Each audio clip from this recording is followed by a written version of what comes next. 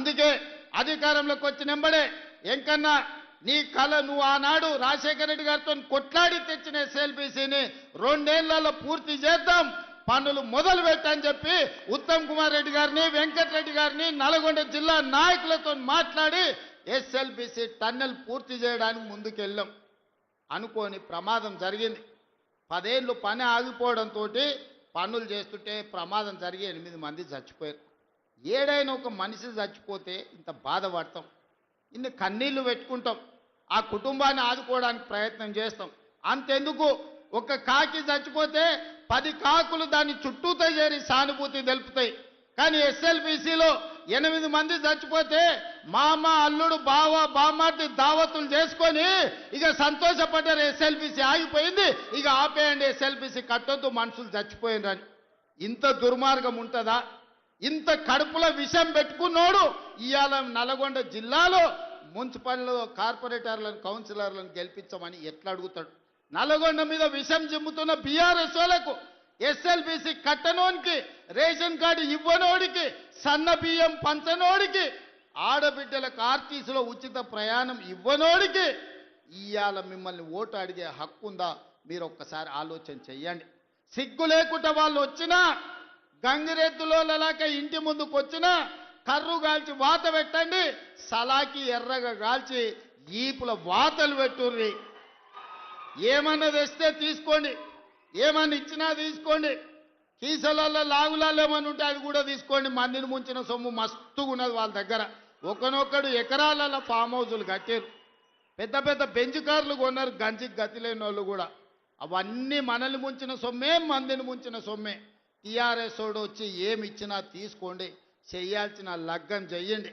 మన అసెంబ్లీ ఎన్నికల్లో ఎట్లయితే మిర్యాలగూడలో 40-50 వేలతోని లక్ష్మారెడ్డిని గెలిపించారో, పార్లమెంట్ ఎన్నికల్లో రఘ్వీర్కి 5,60,000 ఓట్ల మెజారిటీ ఎట్లిచ్చిండ్రో, ఇవాళ అదే విధంగా నల్గొండ జిల్లా ప్రజలు కాంగ్రెస్ పార్టీకి అండగా నిలబడండి.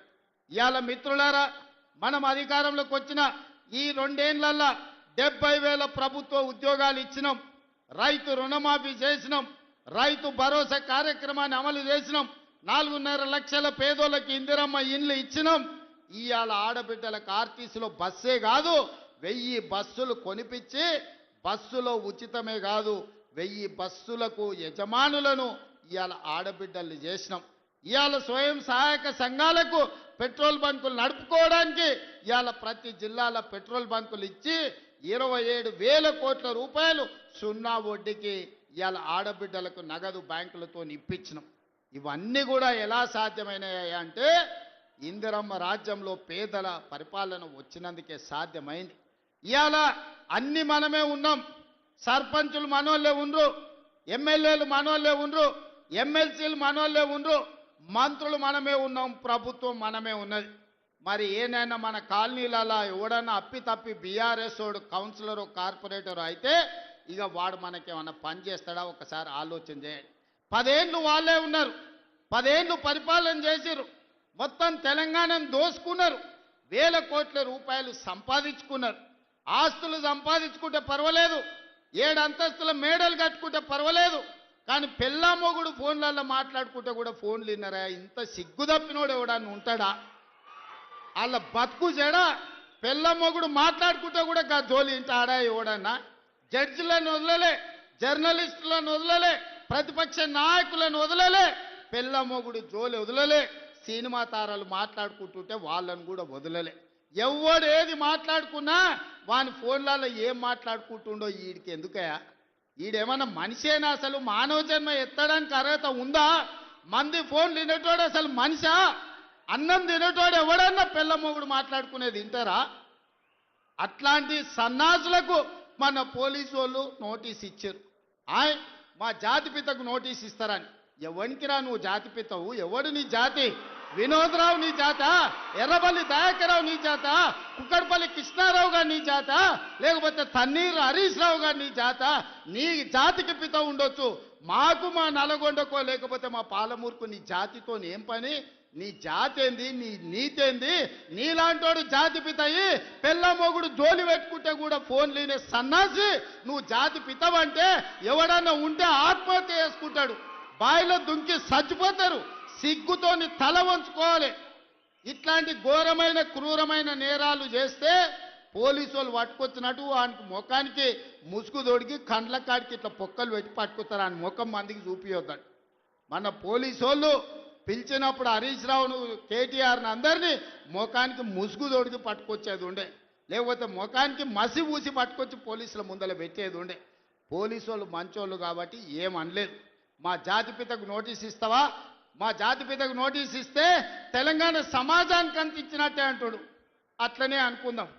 ఒకవేళ మీకు నోటీస్ ఇస్తే తెలంగాణ సమాజానికి ఇచ్చినట్టే అంటున్నావు కదా, మరి నీ జన్వాడలో ఉన్న ఫామ్ హౌస్ మా తెలంగాణ ప్రజలదా?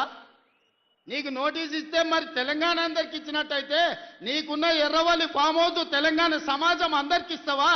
జన్వాడలో నీకున్న ఫామ్ హౌస్ అందరికి ఇస్తావా? మొయినాబాద్లో హరీష్ రావుకున్న ఫామ్ హౌస్లో అందరినీ రాణిస్తావా?